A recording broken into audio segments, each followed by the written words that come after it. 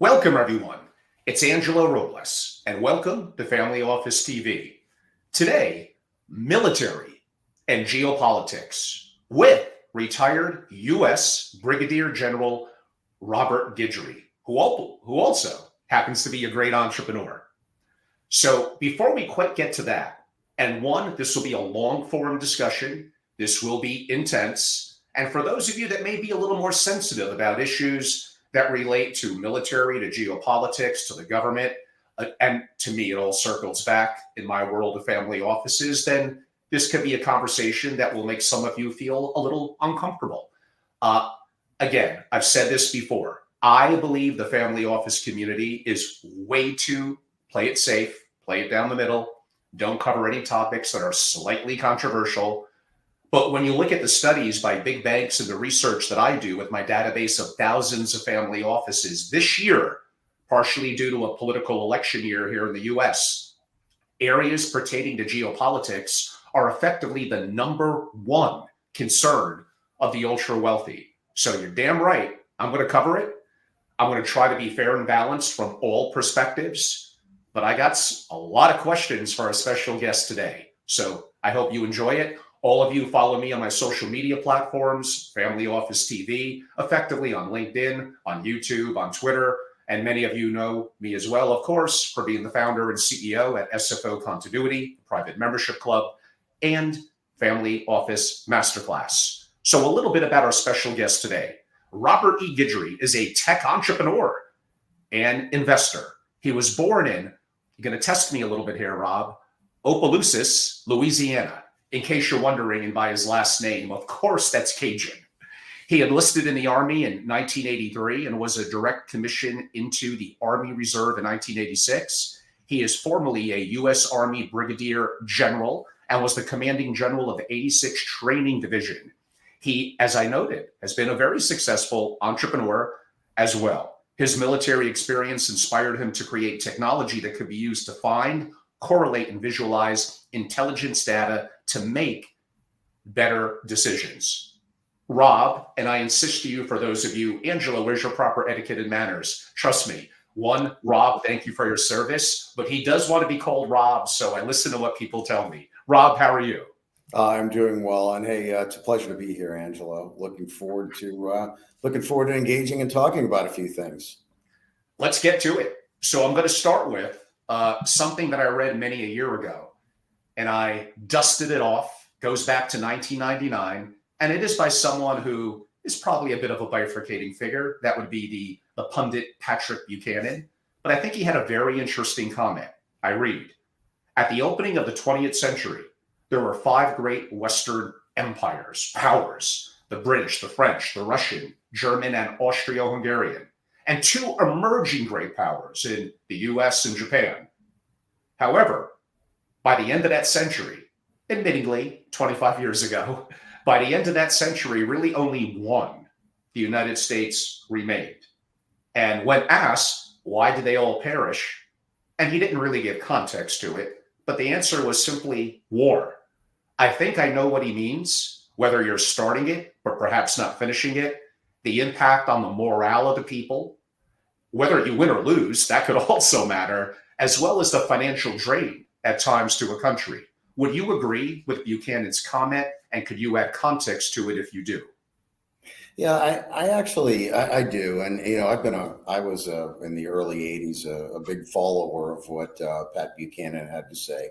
Some of which was a little controversial, but objectively, some of it also made sense. I think that if you were to look at what he's saying and you were to talk about where we were versus where we are, it's a natural tendency of nations who reach a certain level of maturity to begin exporting their wealth, and it manifests itself in war. The problem with that is not just the blood and the treasure, but the loss of focus on your own internal self.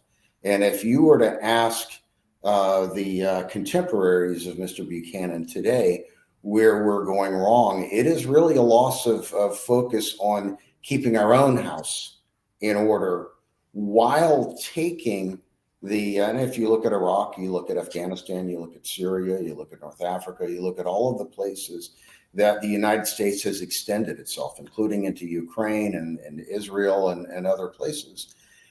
It's not that individually you could argue that any of these things aren't things that we should be doing, but at what cost to our own house internal. And the amount of money that was left on the tarmac and in other facilities and military weaponry in Afghanistan, that amount is more than bringing chip manufacturing back into the United States, or a lot of these other things that we could be doing. So I really think it's not just the war, it's the shifting of the focus that goes along with these wars. And, Orwell had a few things to say about that as well. It's kind of what you do. War external is what you do, but at the cost of again, a focus on your own house. Indeed. There's going to be some follow-up and later questions I have that are going to bring and loop some of the issues in with that. So audience, stay tuned. As I noted, this will be a long-form interview and hopefully a lot of areas that you're going to find very intriguing. I believe it was a couple of months ago, I took some show notes when I was watching it, but didn't really do a lot of the research behind it. 60 Minutes had an episode actually in October. It basically showcased 5 intelligence officers from the US and other Western countries, and they asked them what is, quote unquote, the biggest intelligence threat to the world. Now, the first thing I thought was, one, I'm intrigued. I do want to hear what they have to say. And I'm not someone who always looks for the dark side of something, but they're all coming on an iconic show like 60 Minutes. They're all being public with something. If it was that secret, they wouldn't be going on 60 Minutes. So they probably have a message they want to get out, or it simply is a misdirect. I'm going to let you answer that once I broadly give you what they said. They basically said it's China. China from the perspective of IP, from the perspective of stealing, quote unquote, from the left, or from the left, or maybe both sides, from the West, left and right. And I'm not disagreeing that those things are challenges. I'm just wondering, why would they make it public if it really is number one? And am I probably correct? They're looking to get a message or a misdirect out there. If you were to ask me the very same question, I would probably give you the same answer that they did. Now, maybe not for the same reasons, because I can't speak to their reasons, but within the answer itself, they're right. And why that is relevant is that, and I'll give you a perfect example. I'll keep this one very short. We went to Iraq and we went to fix what our allies saw as a problem. We went into Iraq, we put investment into it, and we never asked to keep anything. We didn't commandeer land, we didn't seize their oil, we didn't do that. China has a completely different approach. When China gets involved in something, it's what can I keep? What can I make as a part of my machine that makes me stronger, that makes me more powerful? And when they send students to the United States, or they send workers here on work visas, or they invest in tech companies, they're not investing in the tech company for the return necessarily, although I'm sure they like the return. It's what does this get me, China, for my own next generation? So it's not the same as UK stealing intellectual property, or another company or another country stealing intellectual property. They actually have people here who look at the products that we envision, they see what's selling, they will get them back in China, and they're mass produced and counterfeit. The world market, all you have to do is go to Wish or DHgate or any of these other sites, and you can find a product that's near identical to almost every American product and technology at 1/10 the price. So from an intelligence standpoint, I say that's real. And from an economic harm, I would say that that's real. But I can't speak to their motivations. An advantage of the US And I think this is pretty obvious. Well, there's multiple. We have what? Fish on both sides Yes. in terms of oceans. And let's broadly go with a nice term of friendly-ish neighbors to the north and to the south, and pretty simplistic. When I came back from Europe, a relatively small country like Austria is what, bordered by 7 different countries and landlocked. It's a completely different scenario. But maybe that was a misdirect question by me after all. I think an advantage is our rule of law and our tremendous respect. I'd like to hope it's weakening a little bit, but for property rights. Now we could go back into a history lesson. Who were the first settlers that came here from the West? What was their cultural heritage? What were they getting away from? And why that was going to be important to them, AKA personal freedoms, rule of law, and property rights. That could be a historical discussion that some people may want to go a little back and forth on for a different time.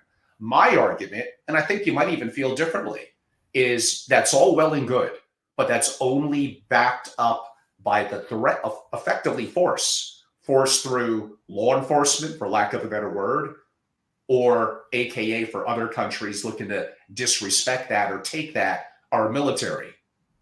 Where would you agree and where would you disagree? I think rule of law is something that is very unique to the United States. And I would say that if you were to go back, say, 200 years ago, pretty much every immigrant that was coming here was coming from a country where by decree, the ruler could take everything, or their property, their rights, their job. And this was one of the very few places in the world, and the preeminent place in the world, where you could get away from 6 generations of serfdom, show up here, create a new product, become wealthy, and your last name didn't matter.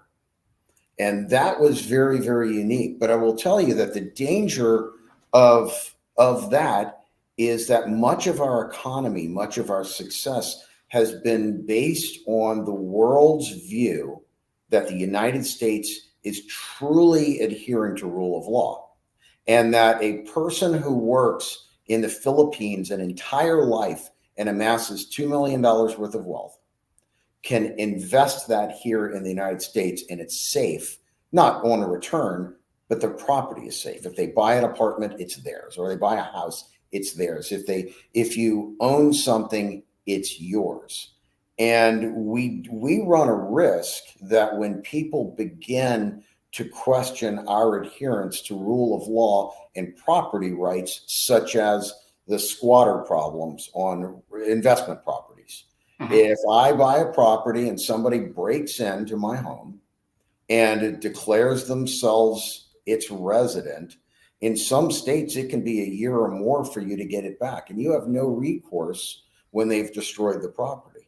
The people will stop investing in things that are not protected by rule of law. And why is that important for us as a superpower? We can go back to the petrocurrency. We can go back to the US dollar as a staple, not just for petroleum, but for security.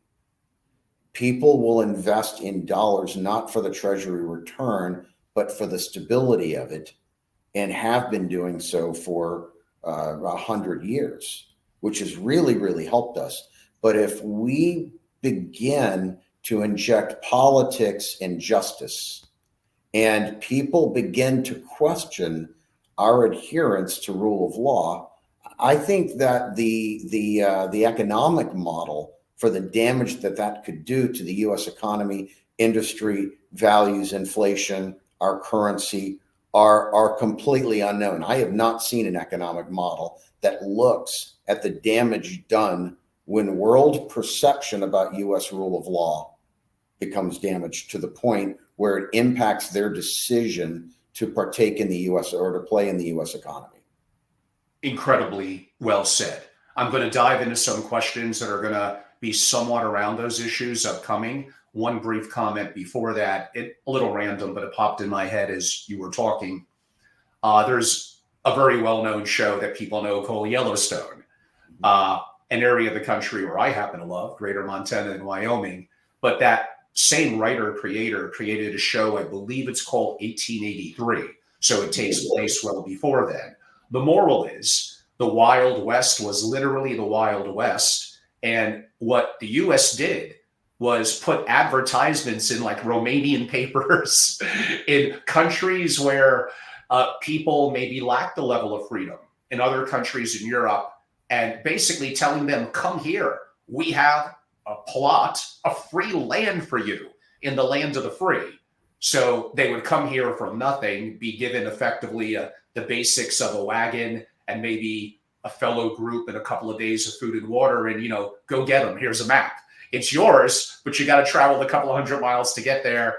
And it's going to be very, very treacherous. But that spirit of freedom, of personal property rights was so strong for people. They were willing to very much risk a hard life, to risk their life for the perspective of it's theirs. And that goes to the whole spirit of being a libertarian, effectively at heart, which I don't want to get on a big soapbox and make that the big discussion of today. But nonetheless, now that I have made that comment, let's get a little bit into, which relates to all of this. Any large organization, AKA government, AKA the military part of the US government, is inherently bureaucratic. It becomes risk adverse and to some degree clueless. We spend what? 750 million on quote unquote defense. Is a fair amount of that not utilized properly and bureaucratic? I'm 100% sure of that, but I'm going to ask you that. But my bigger point is we always spend too much until the one day when we really, really, really need it. If you don't have the threat of your defense is so strong, others are not going to desire to attack you. But if by some chance they do, they're beaten down harshly and quickly, then what do property rights and all of that really matter at all? Well, there's a lot to digest there, because if we were to talk about the military and its use of its budget and the objective outcomes of the use of the budget, boy, there's a lot to handle there. I agree with you 100%. I think that I am not now, nor am I ever suggesting that the defense budget be cut. What I am, on the other hand, is, perhaps a rarity in that I absolutely expect outcomes for that. I expect equipment, ammunition, people, planes that work, things that are efficient. I'm not opposed to experiments here and there, but the experiments have to amount to something and they have to bring those products into production. And I think that the way that today we buy efforts, not outcomes, is completely upside down. The lion's share of military contracting is to good companies, but we task them with the wrong thing. We pay them billions of dollars for efforts without outcomes, without objectives being required. Let's say, for instance, that the government needs a new intelligence system. We will award that to a company and we will tell them, they will say, well, how many people of what caliber and skills are they going to provide? Because they're not providing any software. They're providing people to give efforts. And so the thing we're paying for is hours, not software, not outcomes. And nowhere in the commercial world does that exist. There's no way that any commercial client of ours or any other software company would buy ours. They say, I need a CRM system. I need it to work. It needs to be up and running by 6 months. Here's the milestones. And you're going to get the majority of your money when you're successful. We don't do that. We don't do that with technology. We don't do that with aircraft.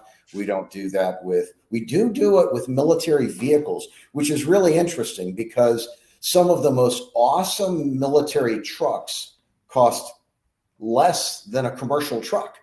I mean, they're so competitive on price. You see this big 5-ton, 6-wheel vehicle that is hardened and amazing, and it's $100,000. And you're like, how did they get that level of efficiency? Well, the reason they did is because they're buying the truck.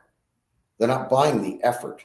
But then you go into other areas, anything that's technical, we are buying effort. So it ends up costing 5 times, 10 times, sometimes 15 times as much as it would to a commercial entity buying the same relative product. And unfortunately, that is not beans, that's not bullets, that's not people, that's not ammunition, it's not the things we need. No, and that's the problem with anything that becomes large and bureaucratic, effectively is run by the government. Not to say that certain level of government services aren't needed. Of course they are. And defense, in theory, would for sure be one of them.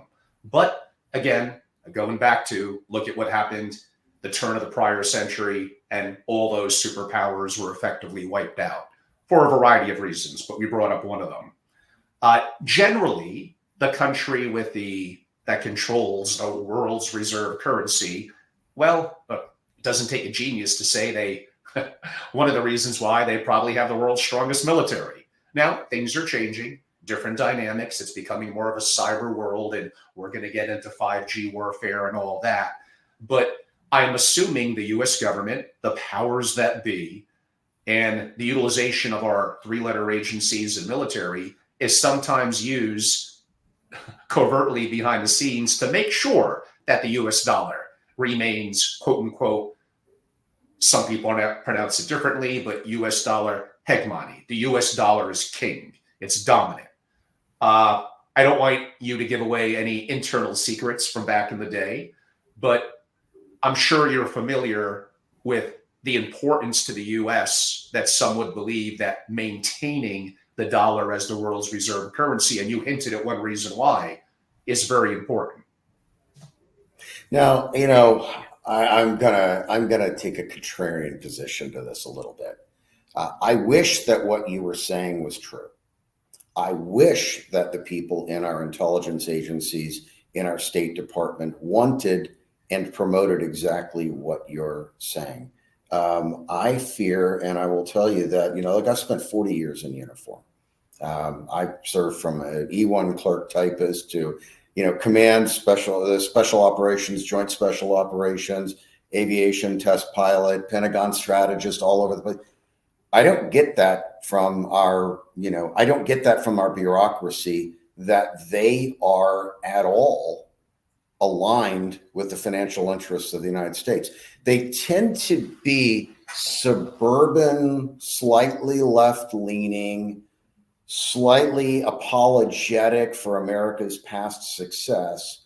And we're talking about appointees, we're talking about, we're talking all over the place. I ran into this all over the place, where I would work with my interagency associates, especially in special operations, and the degree to which they were apologetic for America's success was shocking and almost dangerous to me. As I said, it's okay. I mean, we're America. We tolerate a great belief system, but one of the things that we should be doing is, when we put the American military or the American diplomacy or American financial aid out there, it should also be aligned with our intention to keep America as the world's reserve currency, and to also promote American manufacturing and such.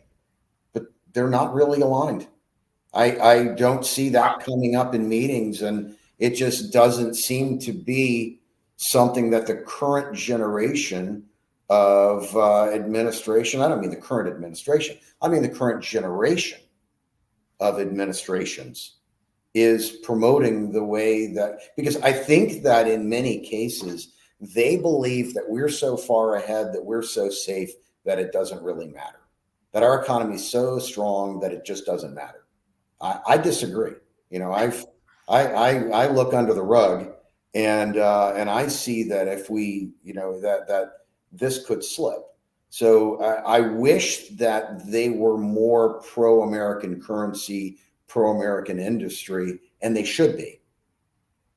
But I haven't seen it, and I've been in places where I should have seen it a lot more than I saw. I saw more from the military. I saw military people asking those questions, but not State Department and Commerce and certainly not in the agencies. And I wish it were more so like that. Well, then there's a perspective of what is now will always be, which of course is foolish. Going back to my earlier history lesson, 1800s, I'm assuming the British Empire and Navy kind of ruled the seas. And then, of course, they got what? Woke. They got lazy. They thought things would always be as they were, but they're not. There comes an industrial power that's actually producing real things. In that example, it was Germany. In this example now, is it China versus the US? Is my example a good example, or where, and hopefully so, it might fall off the rails? Well, which example are we? Which example are we talking about? Are we talking about China, or I mean, in what respect? I would like to dig into that a little more. To the fact, basically, of our lack of a manufacturing base, a little bit of the analogy Yes, that I gave with the British and Germany. Do we appear to be falling down the path of 130 to 40 years ago that the British were? Things will always be as they are. Yes, I agree with that completely. Look, there is a value in turning sand into glass. If you can take sand and you can melt it in a manufacturing plant and shape it and it becomes drinkware, you have turned sand into glass. And that value add that you've done, that is how I like to explain manufacturing. It's turning something that is cheaper into something that has greater value. And that process creates wealth. Now, if you were to go back 40 years ago, it didn't matter that we weren't turning sand into glass because we owned the only places selling the glasses. So we would undervalue the commodity, the manufactured commodity, and try to make the money at retail. But with the advent of Amazon and Alibaba and all of these global marketplaces, retail margins have gone way down. Thus, the wealth creation really is in the manufacturing. It's no longer even in the design, or since we don't make the machines that make the goods, or we don't design the machines that make the goods, we are finding ourselves squeezed into selling each other insurance, selling each other banking and investment instruments. But are we really solidly locked into the foundation of the economic value creation that is manufacturing? No. And the other, I think also there's a bit of, and I want to say fairness. There are a lot of people in the United States who do not, nor ever will, go to college and become an engineer.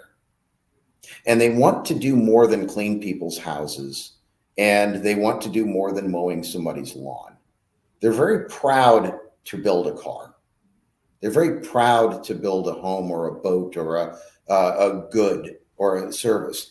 And these people will live their entire lives in America as Americans and will not, be working upstairs designing the next one, but they want to participate in the economy in an important way. And I think that the idea that, that some have, especially some on the left, that we're too good to be manufacturing, we'll leave that for somebody else.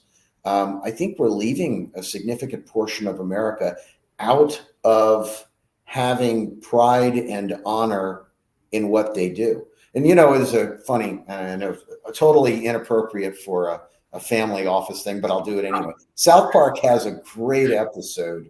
It's a great show. It's a great show. They really touch on everything. Look, South Park has a great episode on where a handyman and a plumber become the most essential people in the entire town. That was recent. They end up driving Bentleys and having handlers. And meanwhile, all the engineers, architects, and bankers are sort of begging for their, or bidding for their services. It's a little unrealistic, but it does speak to the importance of what we would call the non-academic leaning career progressions that are important, of which manufacturing is a big one. I didn't ever think I'd have in our discussion the great show of South Park come up. I might have to put it in some of my show notes to get some clickbait attention. But I actually, my son, who's in college, introduced me to that episode maybe about 5 or 6 weeks ago. And of course, it was a little over the top. It's meant to be a little extreme, but there was more than truth to it. I mean, you can't even fix the hinge on the door to like a cabinet. And that was the character, Randy, by the way, one of the fathers. And it just goes to show, oh, the handyman's busy for 3 months. Like he has, and now you got to overpay him and bid to try to see if you can get him to move up. And that's how they became super rich and are going to space and buying exotic cars. Interesting. So now some wars are fought, I guess you could say, out of convenience, and some more out of simply extinction. You lose, you're maybe not there. So I get it. It needs context to how I'm going to ask my question. So I'll ask it to be clickbaity without a lot of context. Does this country, the US, have the will to win a war? Okay. Within this country, the answer is yes. There is, in my experience, and look, I am a very typical warrior class soldier. I grew up on a dirt road in central Louisiana, could never have imagined not going into the military. I went in for a specific thing, which is to learn to better myself, become in my own mind, what I define as a man by my cultural norms, and to become a warrior so that I could see for myself if I could. That is still about 10% of the military. These are people from either the rough areas of the cities or the rural areas of the farms, and they have joined the military to be warriors. There was a point where it was 30, 40%. In recent years, that has gone way down. And if you look at the statistics, all 100% of the shortages of recruits in the Army today is directly attributed to the demographic that I come from. That is exactly shortage for shortage, person for person, because they have very openly discounted the value of the traditional warrior class. And they have discouraged the traditional warrior class. They have demeaned the traditional warrior class. We have sat in briefing after briefing about how it's got a degree of toxicity to it. And I don't mean race or gender or any of that. I just mean the warrior class, the people who we come from all religions. I mean, I'm Native American and Jewish and raised in a Cajun community. So I don't really know what that means for me, what I am. But what I'm saying is the people who aspire to be warriors, the military has done great damage in their desire to promote diversity.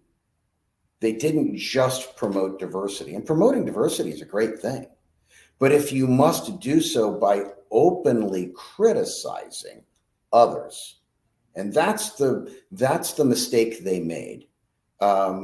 They openly criticized as toxic the warrior class within their own ranks and made people sit in rooms and listen to this over and over again. So it's 10%. So 10% of the military today, the Army, that I love. I mean, I gave 40 years of my life to the Army. In fact, I like to say the Army gave 40 years of life to me. I am thankful for every day I ever spent in it and loved it all the way up to the last day.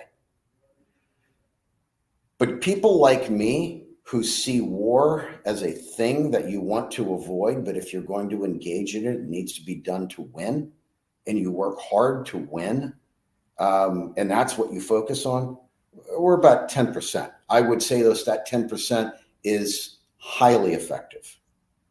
And that 10% could probably encourage about another 10% to do extremely well. But if you were to look at the majority of the DoD today, I don't think that the majority of the DoD is ready for war.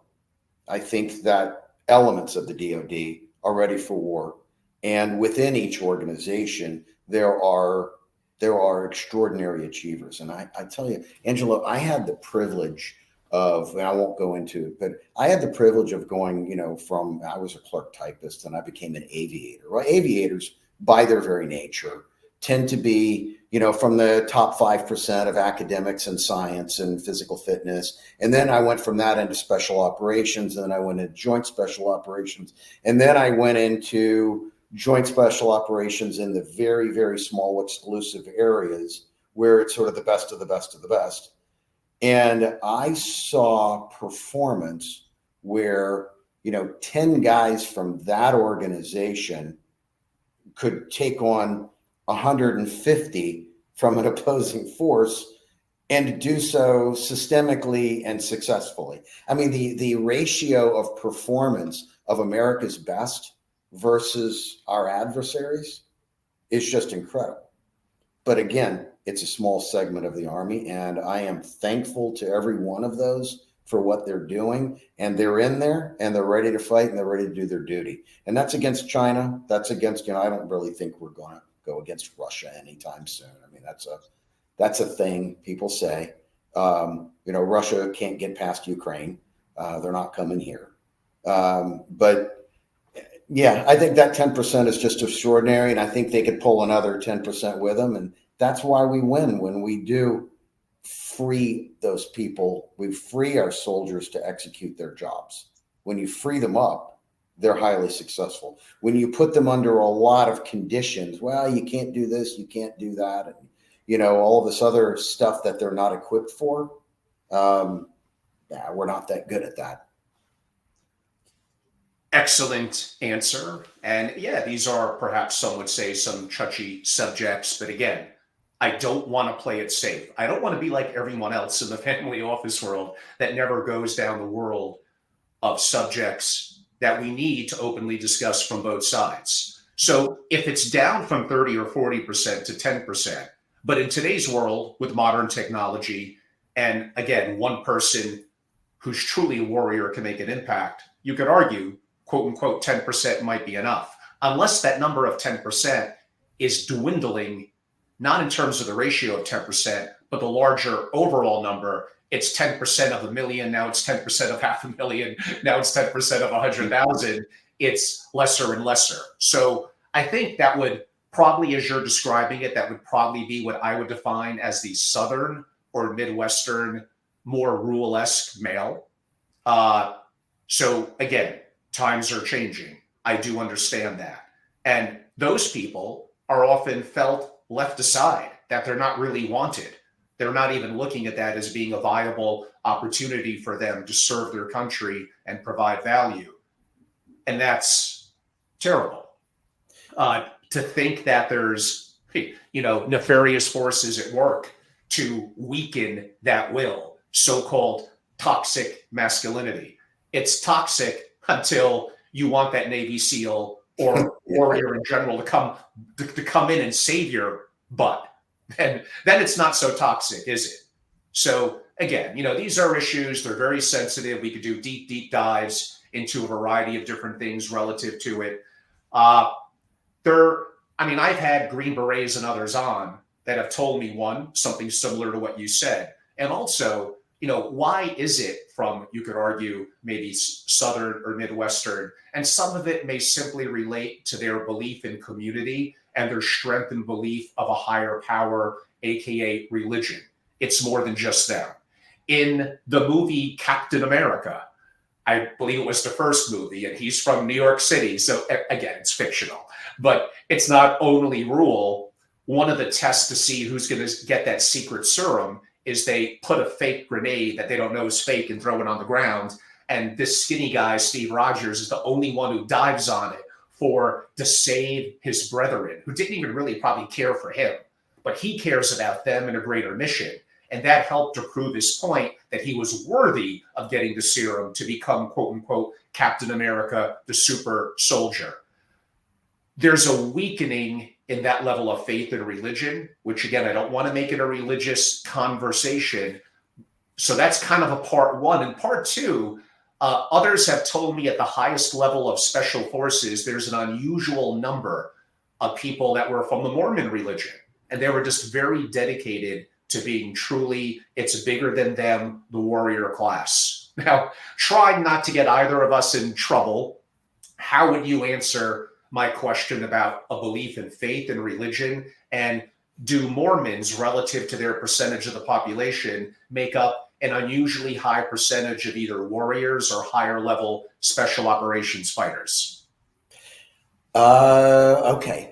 The corpus of Mormon population in the United States is very small as a percentage of the total American population. And absolutely, statistically speaking, Mormons they definitely outperform the size of their population in becoming military warriors. I would say that their statistical propensity to get into, and we're not talking about combat service support, clerk typist stuff, but to get into combat arms, into Ranger, airborne, getting into special forces, all that, absolutely. That as a group, and I think that I can't say that it's about the Mormon religion per se, but I think I can say it's about the values that come with it. And there's a degree of realism that Mormons value, that life is hard, that we're human, that we're on this earth. You have to work hard, that no one, just because you're here, someone doesn't owe you something. Nobody owes you anything. They have personal responsibility. All of these things, which, by the way, in some of this over-the-top social engineering stuff that the military adopted, is seen as toxic.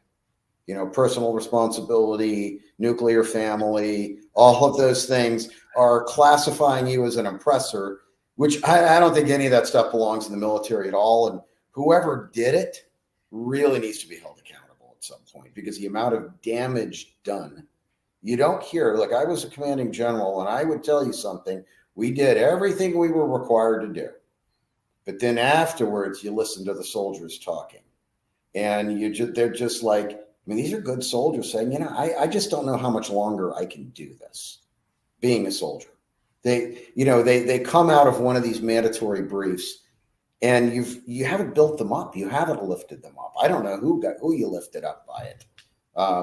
Maybe you stoked some anger, but how did we go from Mormons to that? I think it's about culture. I think it's the idea that, when you wake up, Army never owed me anything. The Army gave me an opportunity to become the person that I always wondered if I could be. And I remember when I hit about 30, maybe 35 years old, I looked at myself and I said, okay, I approve of me now. Before that, I never knew if I would approve of me, but I approved of me. Now, that didn't mean I was rich. It didn't mean I was tall, because I'm not, or good looking, or any of that particular stuff. But as a person, within my ethos, within my sense of self, it gave me an opportunity to validate, or to go out and build myself and then validate that. And I think that is appealing to people of certain backgrounds. And I would say more so the people of Mormon background. Yeah. Well, that was a great answer. Actually, it was so good broadly, this part of our discussion. I wouldn't be shocked. The U.S. Army, the military should probably use clips of this video in some of their recruitment processes. And again, certainly from someone from my perspective, basically from me, a family of immigrants, some immigrants that were in the military. Again, thank you for your service. It's greatly appreciated. A controversial figure, Eric Prince of Blackwater, made a statement that I think is probably 100% true, but you could help me understand it a little better. The Army usually promoted about 3 and 4 of officers from captain to major. But recently, that number has gone up to probably, I think, above 95%. Where's the qualifications? Where's the standards? Not everyone is going to be great. Like, this is the problem with becoming too bureaucratic. It becomes a political football where people are just moving up the rank for the sake of rank. You probably have a lot to say about this. Oh, I do. I do. Here's the problem. Okay. Look, when I joined under Reagan, I joined the Army from, basically a, Cajun kid in Reagan's first era. Everybody wanted to serve. I mean, the numbers of people, the competition to get in was there. When I became an officer, the competition was amazing. When I became an aviator, the competition was amazing. And when I went from captain to major, I was still an operational pilot at the time. Every captain wanted to be a major. So therefore, out of the class of captains going for major, they were only able to select, usually in your second look, 30%. Well, today, most of the really sharp ones are leaving. They're leaving. They're out at captain. They're done. They've paid for their West Point graduation or their West Point thing. They're out of their ROTC. They're just not interested anymore. They're going to go off and build other careers. So what's left of captains going for major? You've lost. If you were to take on merit, on strength, agility, IQ, academics, performance, if you were to take the top 30% of all captains, 2/3 of those have no interest in ever being a major. They're leaving. Of the very best, of the best, 2/3 of them are gone. So what you're left with, and then a number of the others are gone. So the reason is, it's not that we're promoting more, it's that the number who want to stay in past captain is vastly less. And that is cultural, and that's a cultural problem. It's not a pay problem. You can't bonus your way out of that. But then you can't on one hand want the best of the best and then sit there and say, well, yeah, but we can't promote the best of the best. We need to do this and we need to do that. And I'll tell you, one has only to look at the generals today. The generals today. Look at their backgrounds and ask yourself how many of those meet the qualifications that would have been required in a more competitive environment. And I'm not attacking anybody. Look, not everybody. I was never going to be an astronaut. I was not a good enough performer. I wanted to be an astronaut. That's why I went to go become a test pilot. And that's why I wanted to do that. I wasn't good enough. And you know what? And that's okay. It's not because I'm a Cajun. It's not because my mother was born on an Indian reservation. It's not, I wasn't good enough.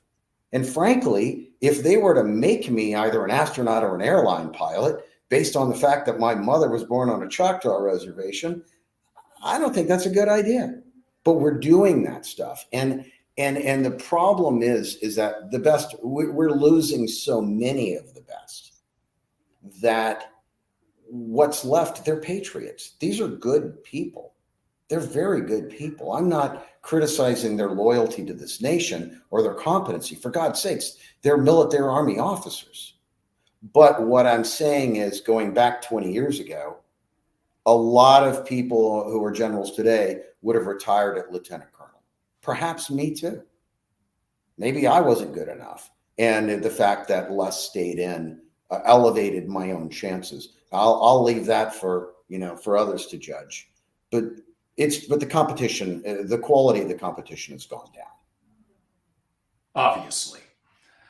Moving on to a different subject, a popular movie on Netflix based on a popular book that's a little dated. I think it goes back 15 plus years ago, but the movie's new on Netflix. It's called Leave the World Behind. And it talks about 3 steps that almost sound a little bit out of the Green Beret handbook for overthrowing countries in the 80s and 90s. I believe it's step 1 is isolation, implied as shutting down a nation's communication or transportation. In today's world, maybe not literally shutting down communication, but maybe controlling it. Step 2 is synchronized chaos. And effectively, step 3, we could call different things, but broadly, quote unquote, civil war. Mhm. I'm not stating that those things cannot happen, that they're maybe still not effective for quote unquote forces to use. I'm sure they are. But, and again, maybe I tend to look too deeply into either misinformation. It's ironic the movie came out a while after the book was written, but it does feel like something from 20 or 30 years ago. And if you read General Flynn's book, 5G Warfare, he basically talks about that as well, that it's changed. It's not those things that I mentioned that were in Leave the World Behind, or at least not fully.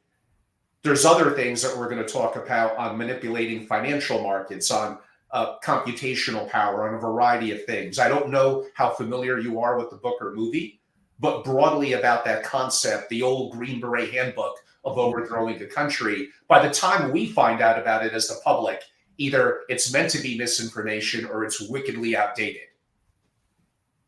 You know, whether it be this particular movie, or whether it be Orwell, or whether it be Piven, this school of thought has existed for a long time. I think it manifests itself a little bit differently today, but you know, you can't go into a country and cut their rail lines and actually impact their ability to Google something.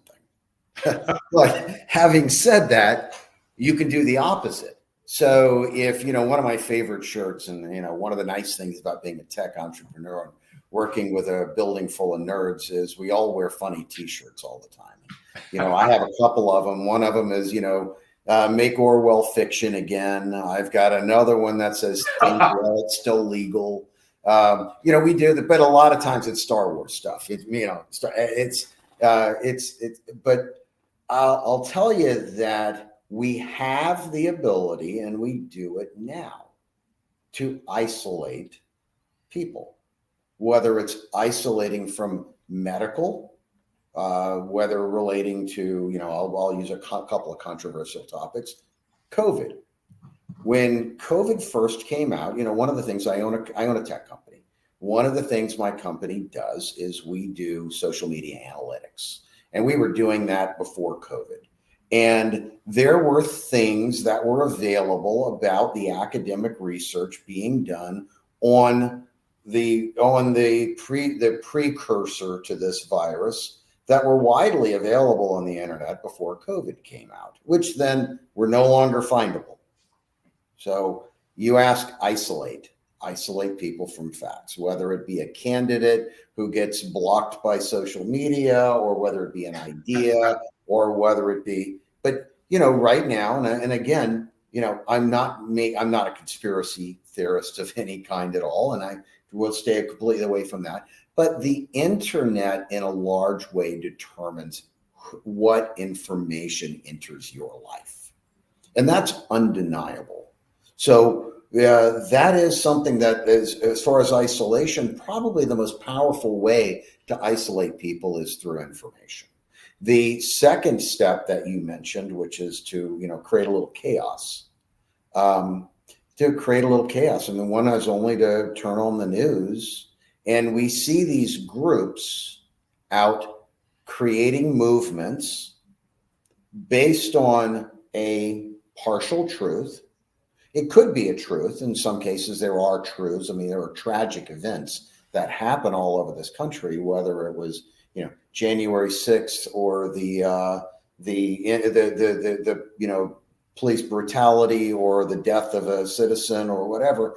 And we create, and somehow that turns into burning things, and, you know, burning things and occupying and destroying and, you know, looting businesses and all of that. That is kind of why, and I mentioned Orwell when you first said this, because, you know, what Orwell, it was not only isolating what you have, but then creating a sense of turbulence. And if you'll notice in Orwell's history, and also in Animal Farm in 1984 and others, they inject this idea of promoting an idea and then changing the idea and telling you the other idea never existed.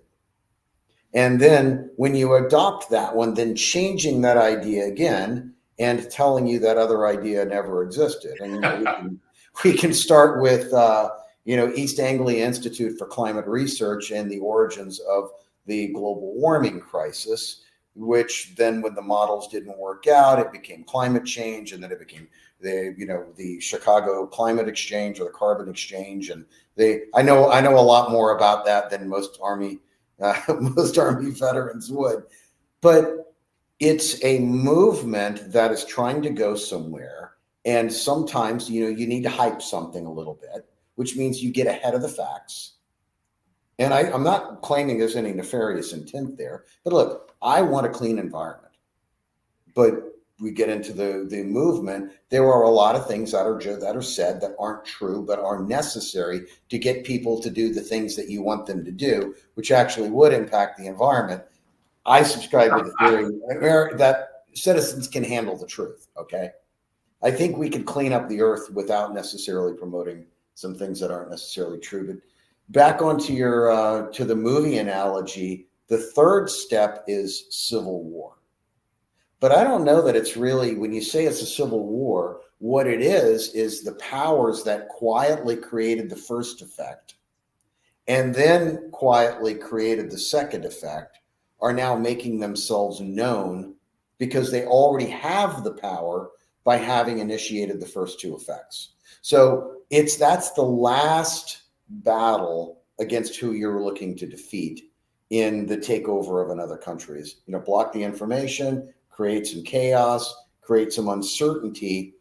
And the Civil War is just sort of the manifestation of the final stage of that process. But, in a lot of cases, it's not even really much of a civil war. You've already grabbed the narrative space of the mindsets of the citizens. So, which actually brings me up to, if you ever want to talk about Taiwan, that's actually a really interesting use case of the narrative space that the Chinese can't get the third one done. They can't get inside of the heads of the Taiwanese, and they haven't been able to get there. But that's a topic for another time.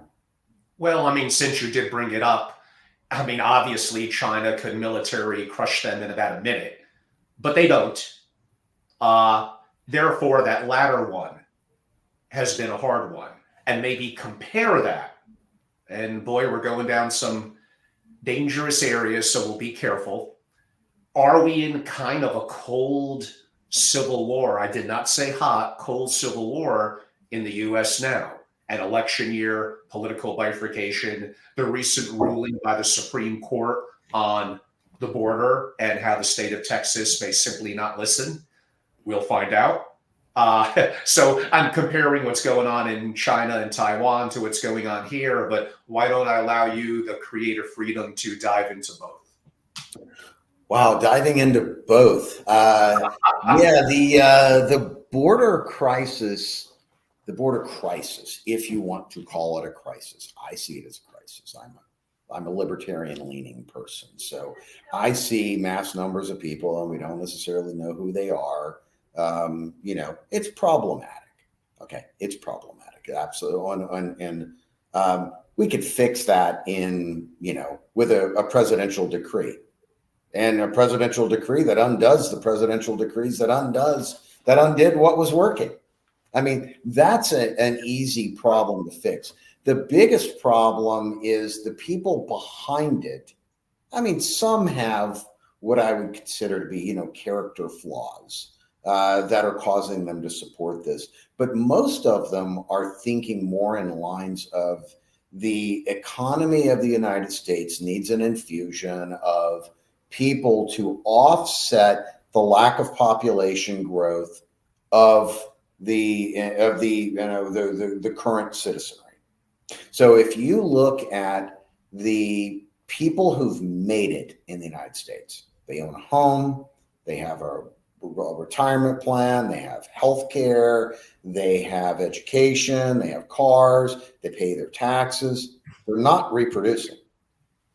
By and large, they're not replacing themselves. And that's a fact, though that is not. And so the idea is you bring in another generation that comes in with, language barriers and no skills, and then their kids are born in the United States, go to our schools, and to get to college, and then their kids get to that level that we talked about that isn't reproducing. So the theory that, when you quietly get people away, I mean, there are people who said, no, look, we need at least 30,000 workers because they're not being born, or frankly, they have, medicinal cards. The kids today, they have their medical marijuana cards, and they're just not interested in driving a UPS truck or picking, or working in a plant or learning to weld. And that's true. We have a cultural problem with the kids we do have, in that a significant number of them just don't want to do, they just don't want to do hard work. So they want to be social media stars, of course. Yeah, they all want to be influencers and, give people tips on what shoes to wear. But the problem is we all can't do that. I mean, there's just no economic model that works where we do that. And no one will tell them the truth.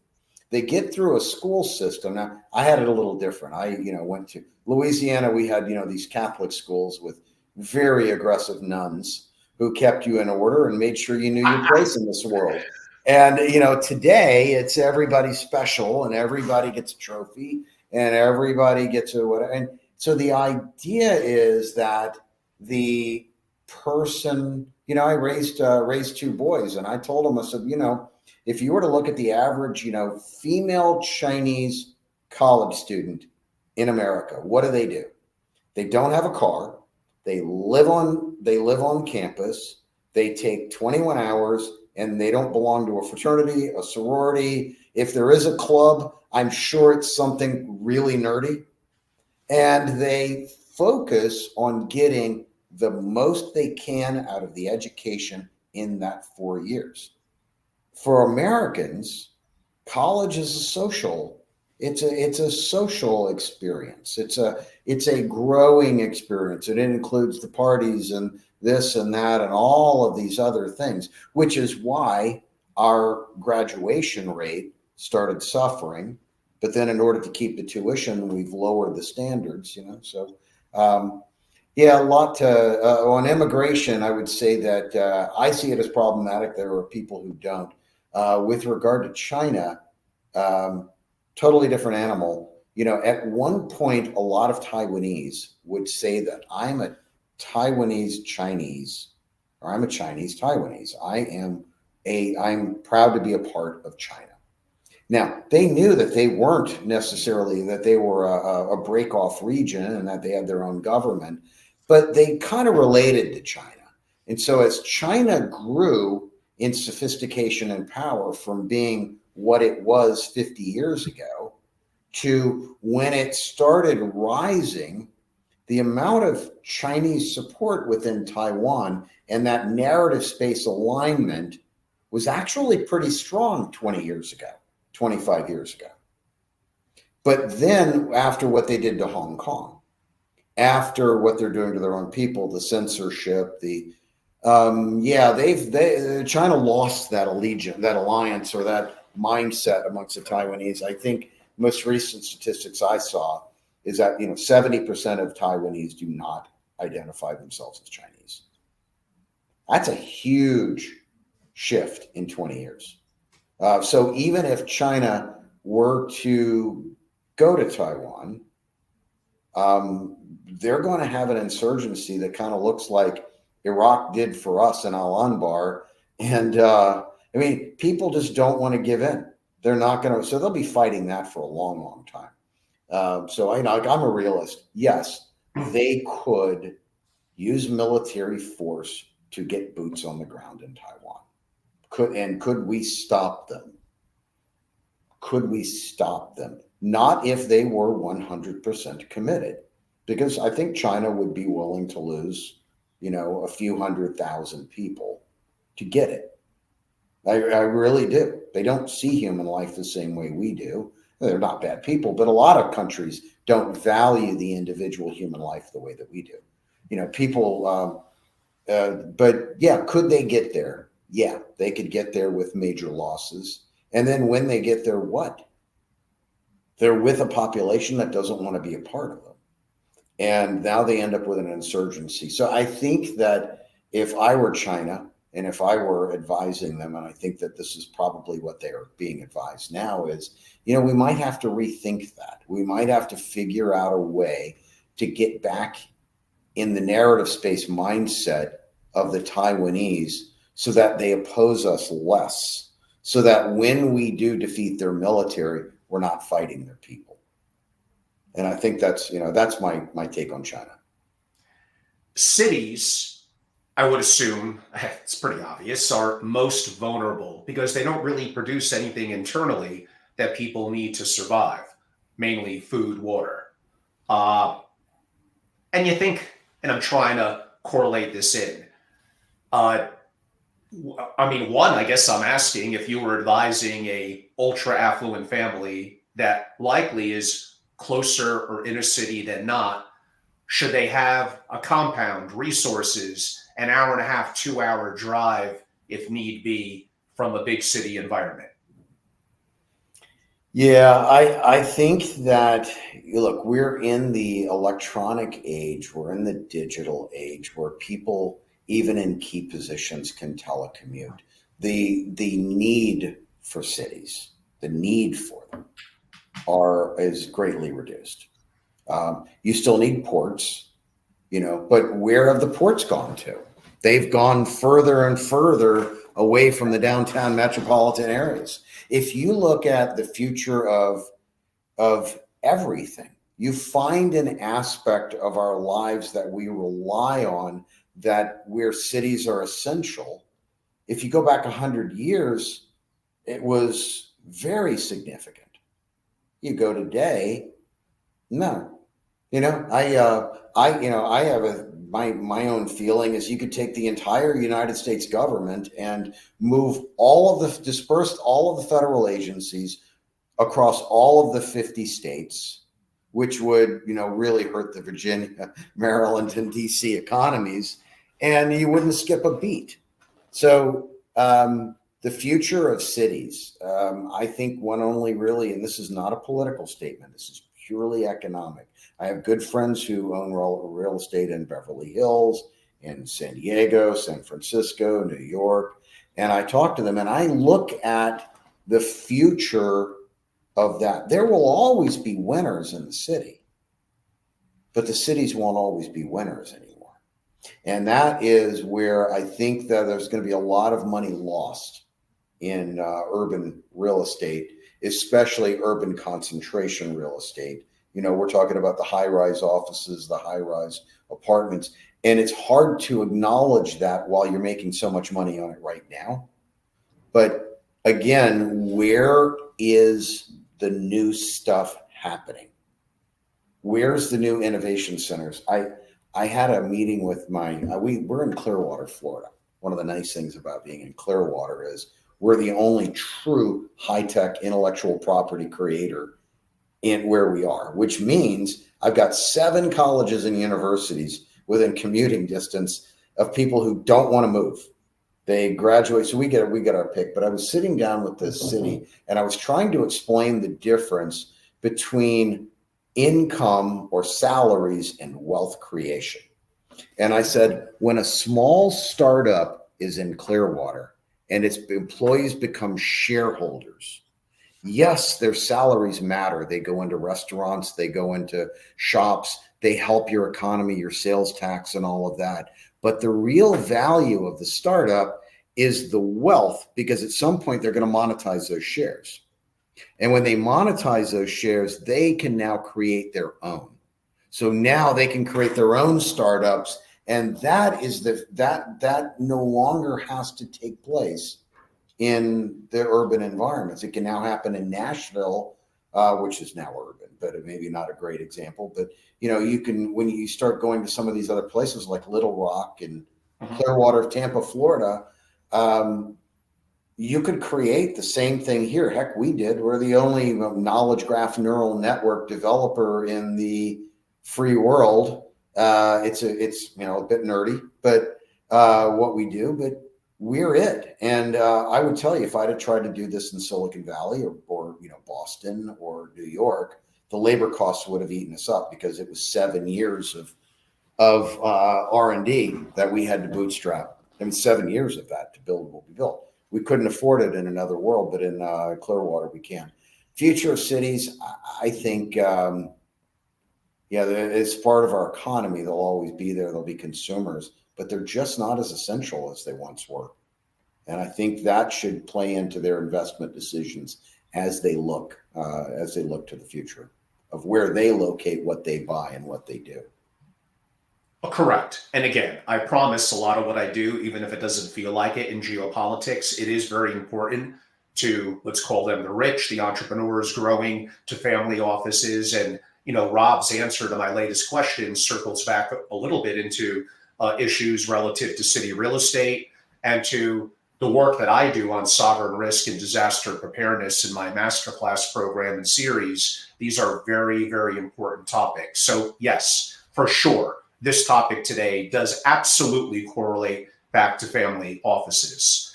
Relating a little bit to that leave the world behind and the 1, 2, and 3, and steps 1 and 2 may include nefarious forces limiting or hacking our quote unquote electricity, our quote unquote grid, or perhaps even more nefarious, impacting our satellites. Now, I don't think it's as simple as just one wonderful hacker. Hopefully, we have no single point of failure. It's a little bit deeper and more complicated than that. I'm also assuming that we could probably get satellites up by balloons and other things up pretty quick. But basically, this relates to infrastructure.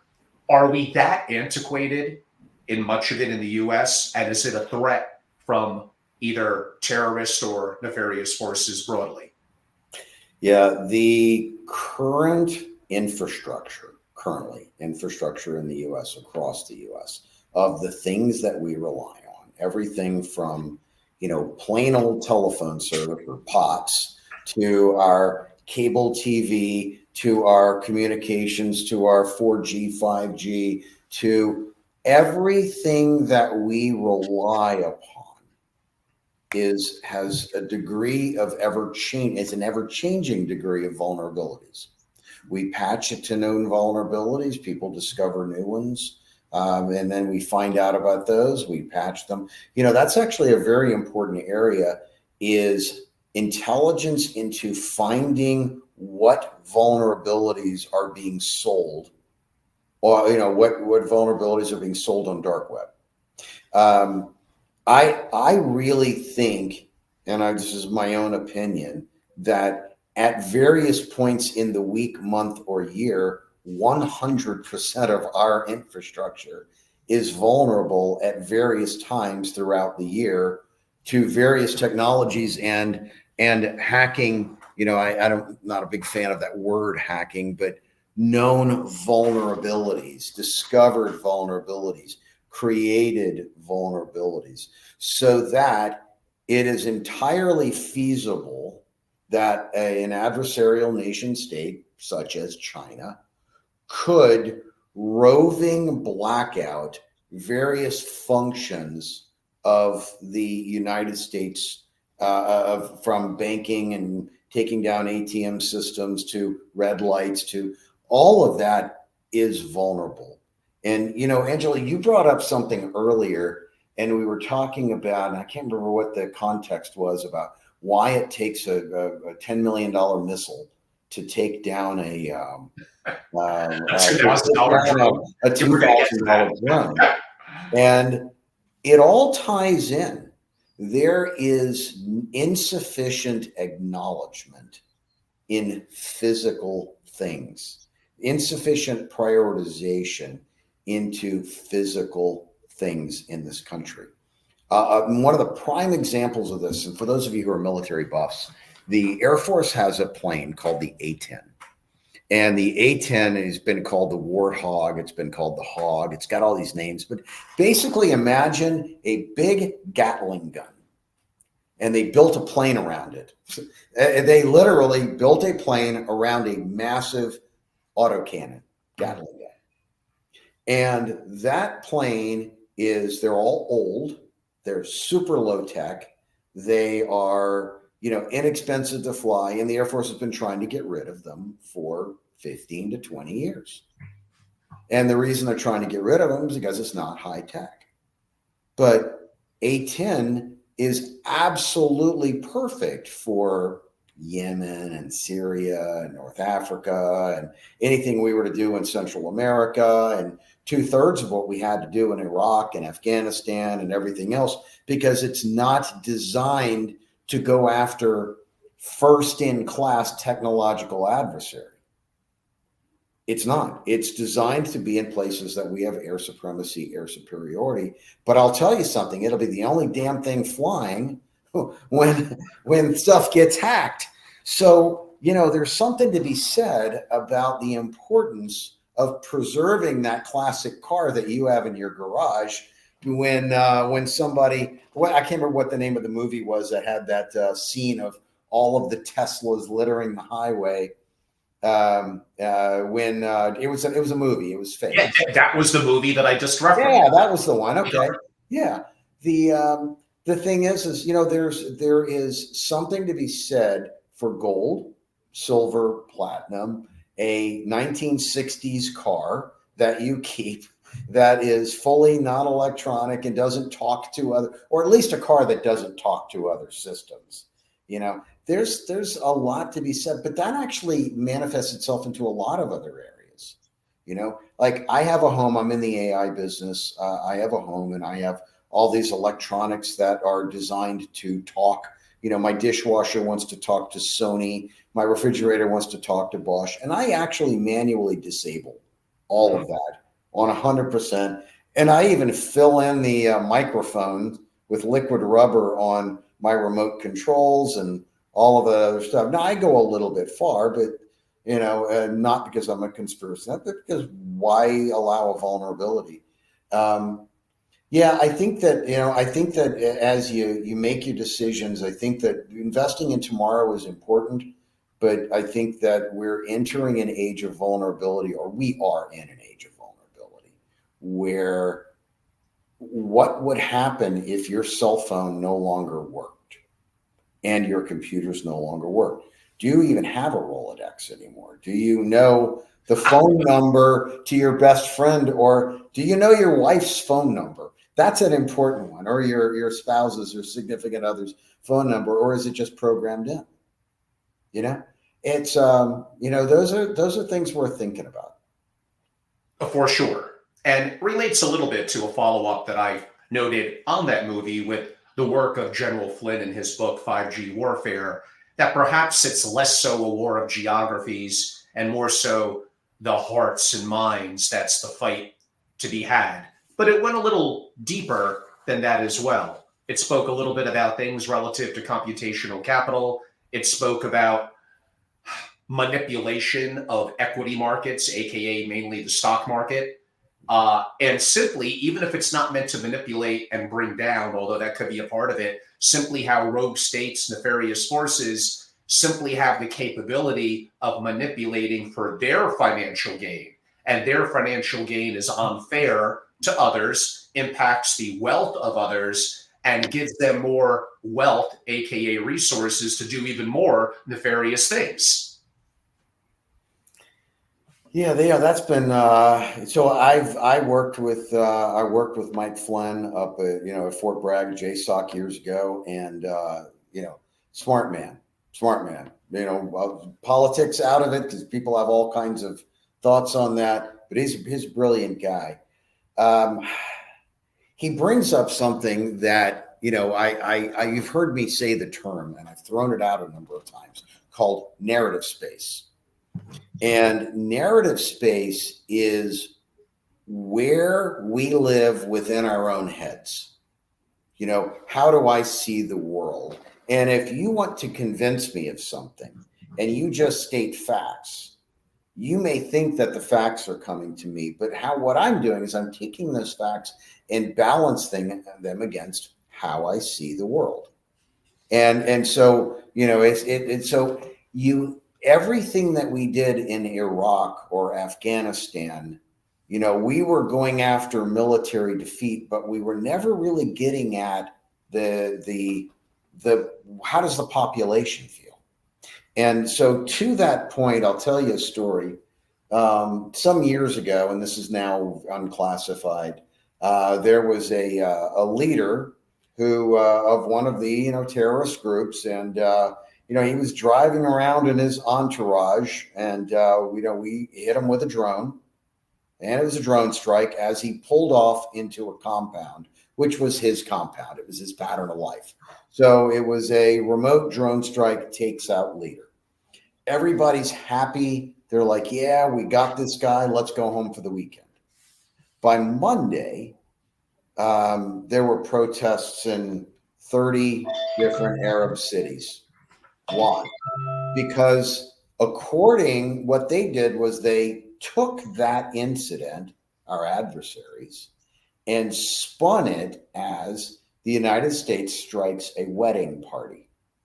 It wasn't a wedding party. It was a meeting of them. You can look at the videos.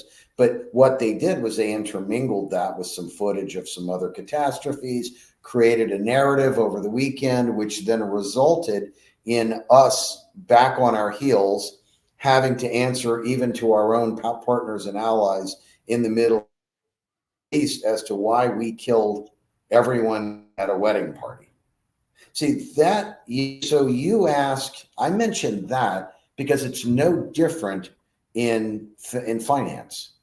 This was military, but if you're looking at stocks, or you're looking at a particular investment or particular technology or a particular instrument or some sort of cyber currency or a cyber currency exchange, you're relying kind of on what you read and what you research.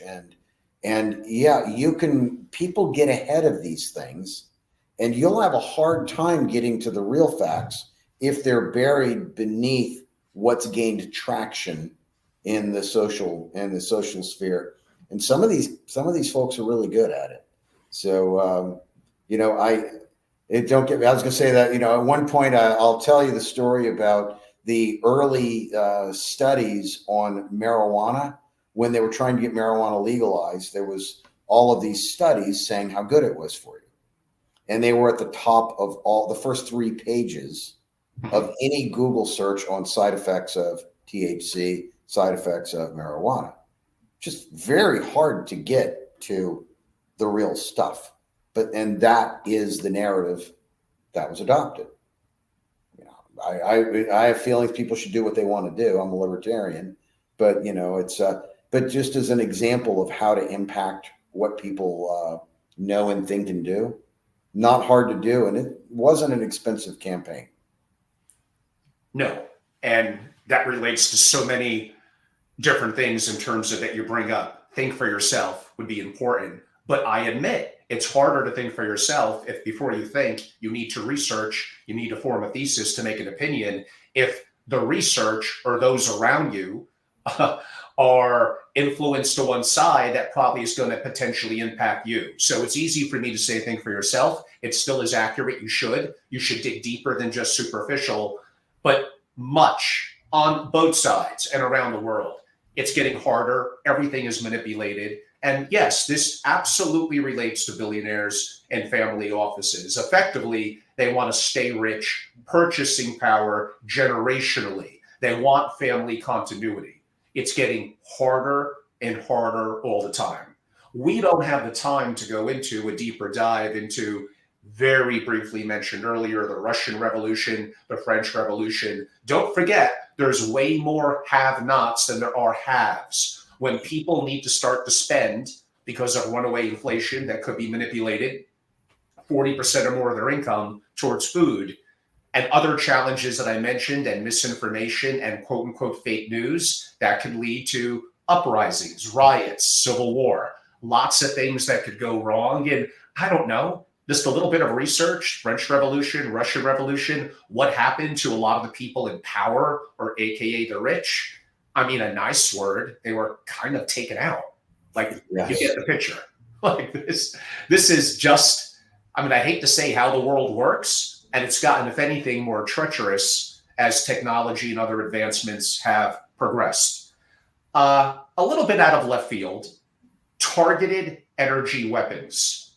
I don't know if I'm a well-known billionaire, and I'm not going to mention any names, or even if I'm running their family office, which is a very important role. Should I be concerned that I'm out there in the public? There are nefarious, bad actors in sovereign states with apparently, and this was on 60 Minutes too about a year ago, quote unquote, energy weapons that are going to limit that person's capability to perform and or their capability to counter should something bad start to happen to them. You probably didn't expect this question, Rob. It's a little No, actually, I did not. And when you said targeted energy weapons, I thought we were talking about the future of replacing kinetic rounds on ships and and missiles and with targeted energy weapons. That is actually a whole amazing field. You brought up a very interesting, and yes, there are technologies that you can buy and you can harm people and you can permanently injure them. And you can, if somebody wants to harm you and using ultrasonic and other means, yeah, absolutely, they can do it. This stuff is available. And, if you're a high net worth individual and you have a security person, if you get someone who is formerly of one of the tier 1 units out of Fort Bragg and now Fort something Liberty or Friendly, or I don't know what the heck I'll call it, Fort Bragg for the rest of my life, because that's where it was for my 40 years. They're going to understand this stuff. There are ways to detect. There are means to detect. It is, the ideas of security being only physical, those days are gone. There are so many, it's great to have a very intimidating security person. It's even better if they have a PhD in physics, or it's, it's less likely to get sued if they put a finger on someone. Yeah. So, believe it or not, that area is very real. And, if someone were doing that to me right now, I really have no way of knowing. And wouldn't have it. And I'm not saying they are, because they're not. I'm not cognitively being impacted at this point. But yeah, people can hurt you. And I can tell you that, for money, people will do amazing things. It's a scary world. And again, in my world, mitigating risk is very important. So these are things that I focus on. Related to how you answered that question, and I'm going down, sadly, a very dark hole. We'll come out of it hopefully in 90 seconds and move on.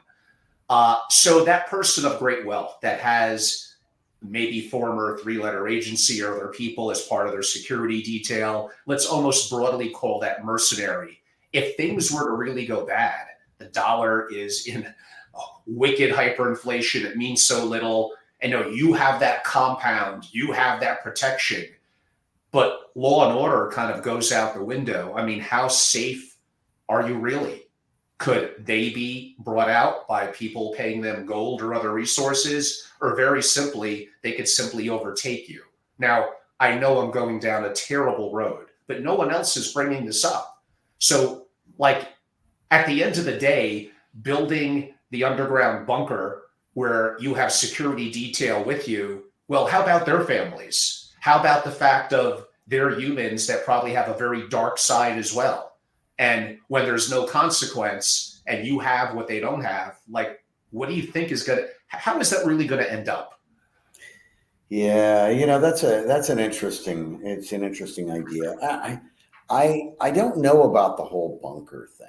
And the reason is that if you were to play out civil unrest, civil war, global thermonuclear war, if you were to play out all of these, people don't send an intercontinental ballistic missile to a cornfield. They don't. They go after cities and military and missile bunkers. So you get away from, like where I live right now. I am very strategically just outside of the blast radius of anything of interest in Tampa. That's where I bought my home. There is nothing interesting that they're going to want to hit in Clearwater. And if you look at prevailing winds, I'm upwind of where prevailing winds are. So if there were a nuke to hit, that's not why I bought my home there, but I do think about things like that. I think that, do you remember, and of course everybody remembers this scenario when you had all of the George Floyd riots, and so people went into a gated community and they're, basically threatening violence, and this one couple comes out on their lawn. And it was a bad look. I will tell you, it was a bad look for the couple, who happened to be middle-aged, affluent, Caucasian couple standing out with, basically an AR-15, couple of AR-15s, basically saying, get off my property and don't come here. And sure enough, they got charged for being on their own property with weapons they owned, telling people, I'm going to defend my property. And they got charged with that. So to any of you who ever think that achieving a level of success really, really absolutely protects you, and not when it gets political. And the reason is that politicians go with the whims of the people. It's very easy to become a scapegoat and to become on that victim side. So I mention that because it is worth thinking about making sure that you own some land, that you own a place that you're comfortable with, quality of life that has, maybe a ranch somewhere, maybe and maybe not every area of Montana is best because a lot of missile silos in Montana. But, maybe you don't want to be anywhere around those. But, the Chinese mapped them all with their balloon, it was that I was going to say that, it's worth having that getaway place where you can be if things ever really get ugly, and be with your family and have your friends and have a quality of life. And, well water's awfully good, generators are awfully good, when you can have some wind and some solar and all that without going full bunker. Because quality of life is as important as surviving it. Rob, we at best have 10 minutes. I have 7 questions we're not going to do justice to, but I'm still going to put pressure on you. Could we go round robin through these questions very quickly? We're not going to be able to get the context it deserves, but here we go. And some of them are hypersensitive. Do you personally believe in this upcoming election, perhaps on either, meaning U.S., United States, presidential, November of this year, no matter what might happen, do you somewhat question the results as it currently stands with voting machines and possibly rigging or manipulating the system? Absolutely. And I give 1% to 2% tolerance for that across the microcosm on both sides at various towns in various states. I would say that there is always a 1% to 2% fudge factor in the total election outcomes. I've even seen some of it. Do you have opinions on AI from the perspective of the advantage to the U.S. and possibly what adversaries, whether you define that as China, North Korea, Iran, and others, may have and maybe catch up that they're making? Yeah. Okay. AI today is not really the AI we think it is. It's the ability to mimic things that a human might do and mimic, but it doesn't have the cognition that we think. A machine doesn't have context. It doesn't have singularity, but one day it might. It can have its programming that it is cognitive or that it is a singularity, but it doesn't. And so it's a series of rules. And it's sort of like going back to Archimedes, and you see the little puppets that he would build, the little mechanical men, and they would do all of these amazing things, which would astound us. But then we look at that today and we say, well, it's just a bunch of gears doing exactly what it is that they're programmed to do. That's all generative AI and large language models is doing today. But I will tell you, neural networks and knowledge graphs are going to change that, because now it's context. That's why we're in the knowledge graph business, because currently none of the AI out there is using knowledge graphs or neural networks for its own cognition. So we've been working in that area because that enables them to become self-aware. And so it's about context. So I think we are 10 years away from having a piece of software that actually has its own opinions on things. And that is when, not inference, opinions. And that's very different. So not pretending to have its opinions. Okay. And going again, quick round robin. How far ahead of us are China and Russia on what could be deadly to us hypersonic nuclear missiles? Well, I mean, hypersonic is hypersonic, and if you nuke them, if you use nukes or conventional or whatever you want to put on it, I think that the world is ahead of us on hypersonics. Yeah, period. And that's just a delivery mechanism for whatever it is you Correct. It's a delivery to bring. But yeah, I to the best of my knowledge, yeah, the Russians and the Chinese are both ahead of us. Should we be worried, and is their cyber capabilities great, more so, and the advancements of possibly nuclear with North Korea? I think that, going back to Orwell, North Korea lives in a perpetual state of war because it must. It must in order to control its citizens, lest they look out and say, wow, everyone else has electricity and internet and Hyundai cars. So I don't worry one bit about North Korea, because North Korea must live under the threat of war. And if they actually had war, then it would just reveal the lie behind their narrative to their own people. Should we have greater concerns about Pakistan, India-Pakistan relationships, and both? And I believe Pakistan also is a nuclear country. Yeah, both are. And, if you ever get a chance and you look up, what is his name, HQ Khan, you get into, it's not, I mean, the Pakistani government and the Indian government are going to do what they can do to preserve their borders. But, there's a lot of Pakistani scientists and Indian scientists who are very smart in nukes that can export that technology to a non-nation state. And that's actually what keeps me awake at night. It's not what those nation states are going to do with nuclear technology, but it's what a well-funded organization could do that is not a nation state, or a nation state could do under the guise of a third party. So, a lot of smart scientists in those fields coming out of India and Pakistan. And I think they're bored, and we run a risk that if we don't keep an eye on those folks, that they could be up to nefarious things. The next question is worthy of 2 hours. We can only give it 1 minute. Your opinion about current status of quote unquote Russia in Ukraine. If you listen to the media, it's Ukraine is doing, with NATO's help, doing great. If you dig a little deeper, and we may disagree on this, I think Ukraine's in a lot of trouble. I think they're both in a lot of trouble. I think that neither of them can quit. And I suspect they both wish they could.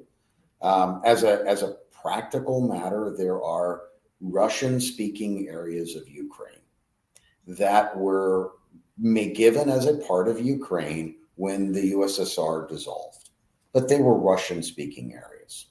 Those people were always going to be on the precipice, because the Ukrainians don't exactly treat them particularly well, but they're not part of Russia. So, you look at those areas, Donbass and other regions, and you can go back to Abkhazia, Ossetia. You can go back to this whole thing over the last 15 years.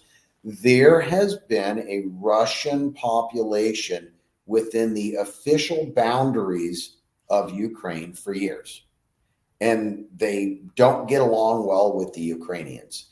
Addressing that, it still needs to get done. So whether they become a part of Russia or whether they remain in Ukraine, most of it's a destroyed no man's land right now. So I would tell you that Ukraine, in my opinion, is not doing well because they're not moving forward, and the Russians are not doing well, and they are both terribly they're both terribly embroiled in a war that I think they both wish they could stop.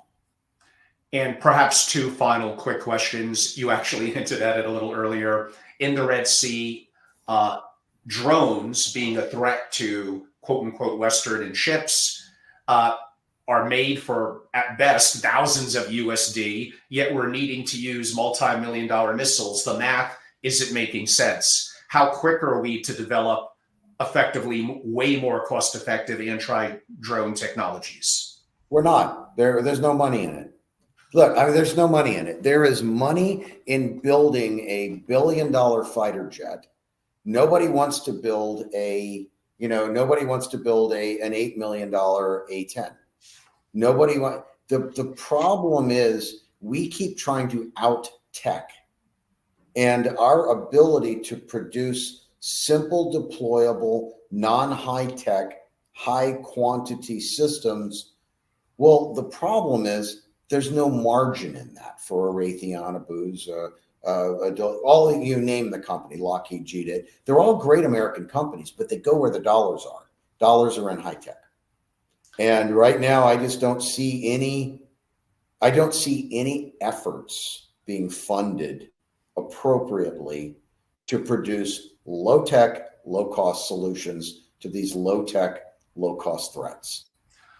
Is the gigantic aircraft carriers that the US probably has, what, like 11 of them? They're monsters. They appear to be very formidable. They look, impressive. And I'm sure they're very deadly, powerful forces. But is it a little bit obsolete? Now, I thought that, but then I did have someone inform me it's not that they're all alone. They're surrounded by 5 far more nimble, smaller ships with more anti-drone technologies. So which side is right? Or are they both kind of right in their own way? It is antiquated, but it still is useful. Yeah, well, the idea of taking an entire air base and being able to position it anywhere in the world still has utility. I think that it's not the aircraft carrier that has utility, it's the aircraft that have utility. And being able to base them on our terms, on our territory, because that aircraft carrier is a certain number of acres of sovereign U.S. territory. We don't ask for permission to launch out of there to go hit something like we have to do with Ali Al-Saleh or Al Assad or any of these other air bases we have in other countries. That's a piece of sovereign territory. So they have value. And by the way, the entourage for an aircraft carrier, if you really look carefully, because some of those ships seem really small compared to the carrier, there might be 30 ships with that carrier. Yeah. Of various sizes. Probably subs. Yeah, so I think we still have to do it. Effectively, it's not just out there as an island by itself. No, it's not. It is an entire apparatus to protect itself, fuel itself, feed itself, and its might is the aircraft, but also the ability to launch rounds from the destroyers and cruisers and missiles and all of that. Is it expensive? Yes, it is. Is it essential? Yes, it is, at least for the next 40 years. Beyond 40 years, I would say space-based weapons just completely make it obsolete. US, China, Russia, who's most advanced, do you think, in that or will be? Well, the US is the only one of the three that has an uniformed alumni who is seasoned at war. We're it. You go look at our military today. You know, there is a percentage of people who've been at war on and off for years. They kind of get it. The Russians, the people who are seasoned at war, high victim, but the Chinese are completely untested. So even regardless of what the technology and the quantity of their equipment is, the people have never been to war. So they don't even know what that's like. And they can't look to their senior leader in the military and ask them. And the Russians have just really just lost a lot of people. So, they've been fighting with conscripts now for, 18 months, almost 2 years. So, yeah, I would say we are still more advanced with more ability to use it. I think that that's in decline. I think that our maintenance of our equipment is going to be our undoing. We're not maintaining our equipment, and our readiness is getting less and less and less and less. And yeah, that's a problem.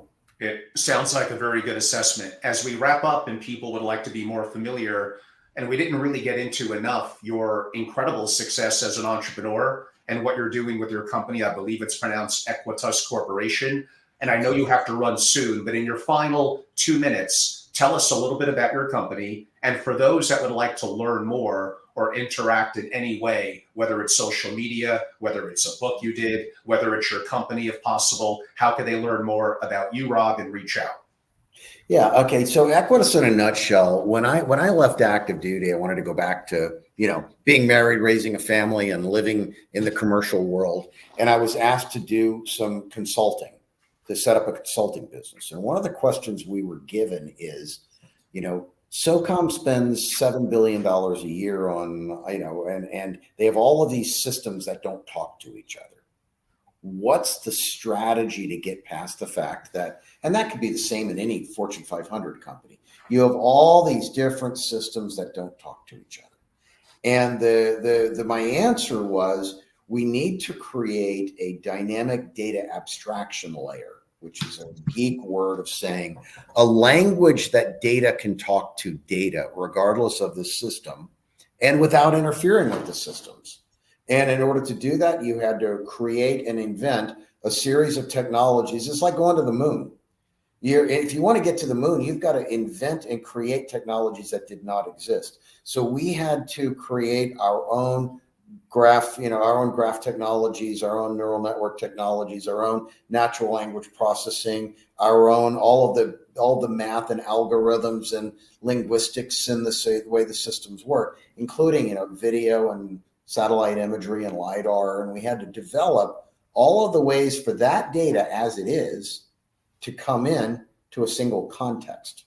Now, we're not an AI. It's Equitas.ai, but we're not really an AI company in that we don't mimic human behavior.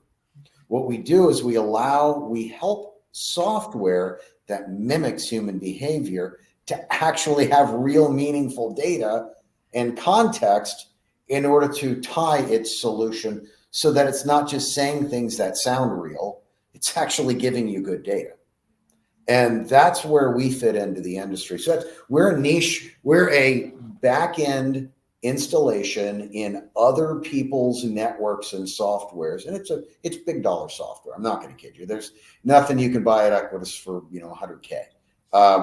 So they're multi-million-dollar investments by companies. But if you owned an insurance company and you needed to know all that you know from all of your systems and be able to ask a single question out of everything, we're it. I mean, that's what we do, is we have a system that reads and knowledge graphs all of the factlets and creates a single context that now you can build your tools on top of. So, we're even, we're doing, auto racing. Our system is actually fusing all these sensors in race cars, and we're doing some energy systems for hospitals where they have all these generators and they all need to talk to each other in a single language so that the system can make the best decision. But we're also doing intelligence and a lot of intelligence systems for military. So it was nice to be able to retire so I can focus exclusively on this and get out of the reserves. So but yeah, this is what we do. It's a lot of fun, and we're in Florida, which is a great place to be. And what do they call it? The free state of Florida. Indeed. And by the way, the company is spelled EQUITUS Corporation. Rob is a great guy. Again, very appreciative of his service. Retired Brigadier General Robert Guidry. It's been a pleasure to have you on. I know you're going to have to run. I'll do about a 90-second close, but I don't want to hold you up. You can feel free to exit if you'd like. It was great to be introduced to you by our mutual friend, Lisa Miriam. I appreciate your time when we caught up a week ago, and definitely for your time sharing to my audience today. I look forward to learning more about your company and having you back in the future. There's never a shortage of issues going on around the world, geopolitically, military, that would love to get your opinion. I appreciate it. Thank you, Angelo. It was a pleasure to be here. And everyone, I'm Angelo Robles. Again, some of you know me for many a decade, the founder at Family Office Association. I had my exit from that about a year ago, took a little time off to travel, but I just love what I do in the single family office community so much. A couple of months was enough of me being around the home and traveling a little bit of the world. I learned so much from so many amazing people. So Family Office TV, which I launched in the summer, is a labor of love. I like to interview, I'm just naturally curious, with incredible people like today's guest, Rob. I would do it if it was just private, but I'm happy to share it. And my guests that come on that are open to sharing with many of you as well. My private network at SFO Continuity gets some level of more exclusive opportunity and interviews, some level of live access to also interact with the guests, and more of a level of connectivity with them. There's many, many other benefits that they get as well, but that would be core to it. And again, my Family Office Masterclass, including some of the topics we spoke about today with a lot of my military, geopolitical, and other thinkers, is a very, very important aspect to it. Sovereign risk and disaster preparedness. There are lots that could go wrong. And today we had to quickly rush through the final 4 or 5 questions that each of them we could have dove into deeply. We didn't even really have enough time to do a deeper dive into the war and challenges in the Middle East.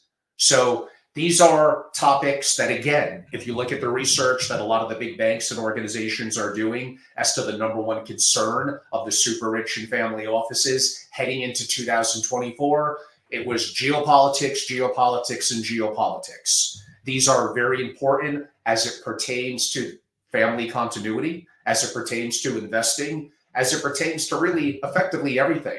Remember the interviews that I've done with generational families of Europe hundreds of years ago, families active in politics, in military, and in clergy. And now the dynamics have changed.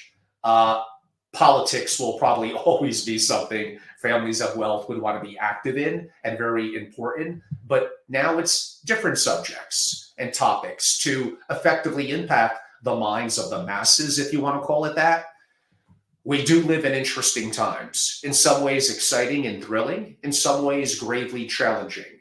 I'm here to be a resource. Feel free to look into what I do, angelorobles.com. For now, I keep it under one umbrella, kind of covers it all. I look forward to you reaching out and learning more and perhaps joining and being a part of who we are. Thank you so much. Again, at angelorobles.com. Everyone have a great day. Thank you for your time.